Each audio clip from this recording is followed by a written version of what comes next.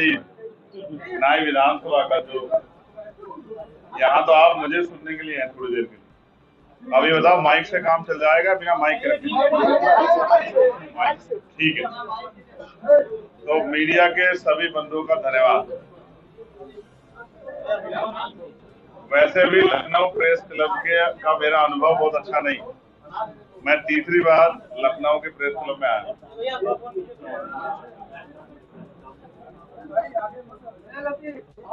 आज की जो प्रेस वार्ता है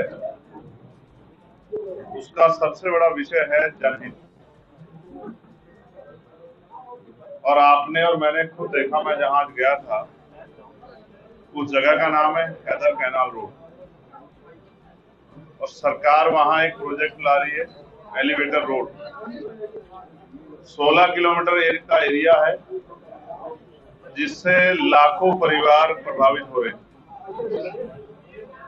उससे पहले अकबरपुर में डेमोलेशन हुआ, अकबर नगर में, और पंतनगर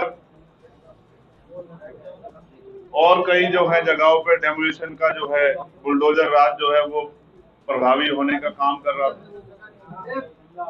मैं आज, मेरे पास उनका लेटर गया था कि आपको आना चाहिए क्योंकि लाखों लोगों की जिंदगी का सवाल। तो मैं अपनी बात को शुरू करते हुए इस बात की प्रमुखता के कार्य का जो मेन कारण उस पर आपका ध्यान आकर्षित करता हूँ। ये देश 14 अगस्त 1947 को अंग्रेजों के अधीन था। 15 अगस्त को हम लोग आजाद हो गए। 16 अगस्त को भारत आजादी का जीवन जी रहा था, लेकिन धन धरती राजपाट में बंटवारा नहीं। जो व्यवस्था इस देश में चली आई है उस व्यवस्था के कारण लाखों लोग, करोड़ों लोग ऐसे थे, आबादी का 80-85% वर्ग, जिनके पास ना कोई रोजगार था, ना जमीन थी, ना कोई उद्योग था, ना ही नौकरियां थी, ना ही कुछ और था। तो अमीर अमीर रह गया, गरीब गरीब रह गया। जिसके पास एक गज जमीन नहीं थी उसके पास आजादी के बाद ऐसा नहीं कि हजारों बीघे जमीन आ गई हो।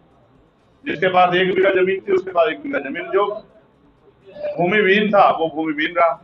जैसे एक न्यूज एजेंसी का सर्वे है कि 54% दलितों पे 1 गज जमीन नहीं है देश के अंदर।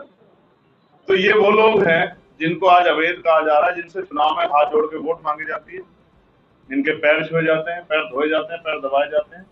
लेकिन आज ये अवैध हो गए हैं क्योंकि ये गांव से अपमानित होकर जाति धर्म के आधार पे सामंतियों का शोषण उठा के मजदूरी मांगने पे पिटकर बहन बेटियों की इज्जत की रक्षा करते हुए गांव छोड़ के यहाँ भाग आए।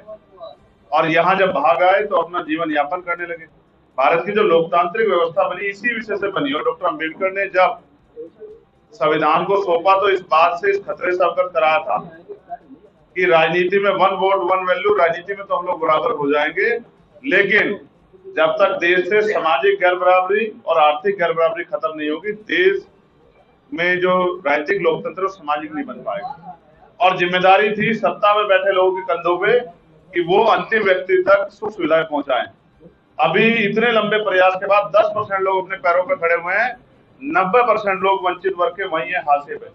और ऐसे में जो उन्होंने तैयार किया है, ये घर आज के लिए है, कोई 60 साल पुराना है, कोई 80 साल पुराना है, कोई 100 साल पुराना है। इतने बुरे हालातों से अपनी मेहनत कमाई से इन्होंने तैयार किया है।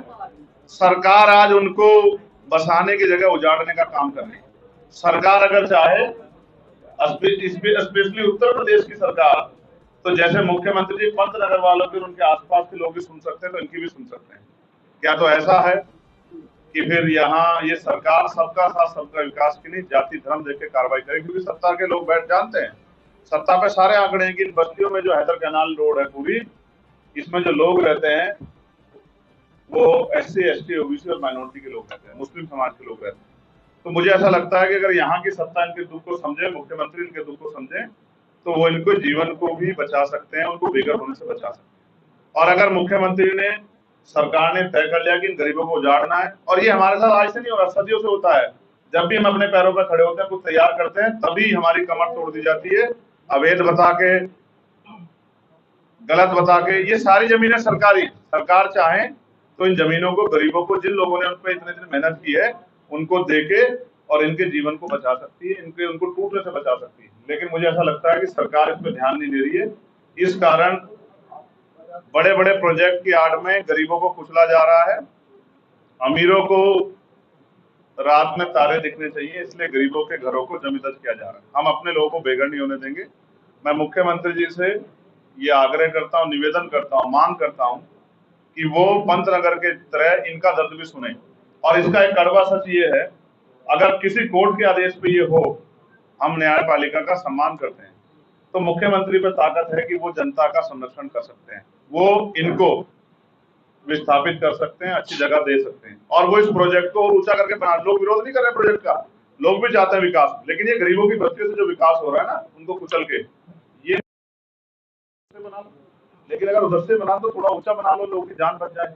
और अगर ऐसा नहीं करते तो ये स्पष्ट हो जाता है कि उनका अंतिम उद्देश्य इन लोगों को उजाड़ने का है, और हम अपने लोगों को उजड़ने नहीं देंगे।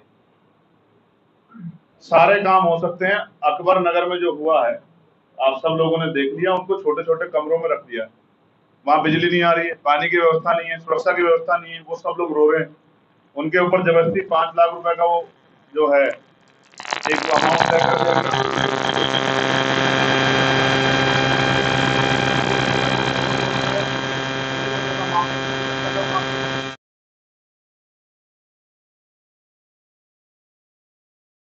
और अगर सरकार, मुख्यमंत्री यही रहते हैं, अगर मुख्यमंत्री खुद जाकर देखेंगे तो उन माओ के आंसू देख के शायद मुख्यमंत्री का दिल पिघल जाए, उनको तरस आ जाए गरीबों पे, जो गरीब अपने घर को उजड़ने से बचाने के लिए आंदोलन कर रहे हैं।